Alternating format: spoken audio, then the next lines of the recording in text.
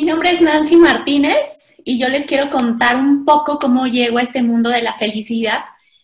Yo recuerdo que hace 6 años, un día mi jefa sale muy enojada de su oficina, me prende del brazo y me jalonea por un pasillo y me mete a una oficina súper enojada y me empieza a agarrar a gritos sin razón. Normalmente soy una persona que asume su responsabilidad, pero era sin razón. Y ese fue el último día que vi a mi jefa porque después me fui de vacaciones, regresé y me corrieron, ¿verdad? Y ese día me prometí construir algo, construir una empresa que ayudara a las organizaciones a tener empleados felices, positivos y productivos. Porque ¿saben qué pasa? Que yo amaba esa empresa, la amo todavía. Y qué interesante es que a veces no tener o no hacer las cosas correctas puede generar que tengas malos líderes y que talento interesante se te vaya o que de repente baje la productividad. Entonces, por eso es que decidí trabajar en estos temas de felicidad organizacional y en estos momentos que estamos viviendo es más importante. Muchos de mis clientes me dicen, ¿cómo hablar de felicidad organizacional en momentos como este que estamos viviendo? Pues con más razón, porque la felicidad organizacional lo que hace es dar herramientas, dar recursos, dar metodologías a los participantes o a los empleados o a los colaboradores, como quieras llamarle, para que tengan más recursos psicológicos y para que puedan ser más resilientes, para que estén más saludables, para que estén más en equilibrio. Entonces, en estos momentos es más importante. Y si sacáramos ese elemento de esta conferencia, que es la situación actual, pues aún así la felicidad en la organización se vuelve algo súper poderoso para hacer que las organizaciones sean más ágiles, para hacer que los colaboradores sean más ágiles, que los equipos sean más ágiles, porque no solo es que recursos humanos haga esta intervención para convertir a una organización más ágil, también se trata de que las personas sean más ágiles, los líderes, los equipos, la alta dirección, la organización completa. Entonces quiero que vayas viendo que para hacer una estrategia de felicidad es importante ver todos los elementos que te estoy contando. Esto soy yo, ya después ahorita les dejo mis redes sociales si quieren para que sepan un poco más de mí, pero te voy a contar 2 cosas importantes de mí, que la primera es que amo los carros de carreras. Y me dirás, Nani, ¿qué tiene que ver en este tema que amas los carros de carreras? Tiene que ver mucho porque qué interesante sería que tuviéramos líderes que fueran capaces de meterse a la cocina de nuestros colaboradores. ¿Qué significa esto? ¿Sabes qué es lo que le apasiona a tu gente? ¿Sabes qué es aquello que en estos momentos, por ejemplo, difíciles, los puede sacar de la realidad y los puede conectar con una situación distinta? Tengo muchos líderes que me dicen, no, o sea, yo no me meto a la cocina de mis colaboradores porque hay una línea muy delgada y puede confundir su amistad con mi liderazgo. Y eso, señores, lamento decirles que ya es la vieja escuela. Eso no funciona. Te tienes que meter a la cocina de tu colaborador sin invadir su vida personal, sin que sea su amigo. Pero ¿qué crees? Por ejemplo, en momentos como este, será importante saber cómo está en su casa, cómo está en su familia, si tiene equilibrio psicosocial, si la persona psicológicamente está bien. Todo eso es súper importante porque si no, ¿qué crees? Te afecta en la productividad. Y tú como líder de recursos humanos, si es que lo eres, pues no es 100% tu responsabilidad, pero hay que habilitar a los líderes para que sean capaces de identificar eso. ¿Y qué creen?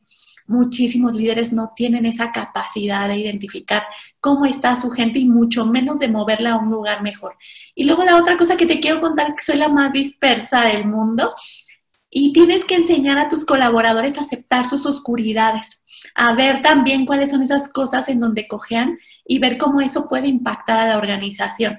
En mi caso, por ejemplo, ser dispersa, pues hace que mi equipo trabaje todavía más. ¿Sabes por qué? Porque como todo se me olvida, como de repente yo te puedo decir que puedo ir a un evento y estoy dando una conferencia, yo me salgo y no traigo la computadora y dirás, ¿y eso qué tiene que ver? Tiene que ver un montón, porque entonces tú como líder puedes generar estrés en un equipo, ¿sabes? Entonces es importante que cada uno vea sus oscuridades y eso cómo le puede impactar al resto del equipo.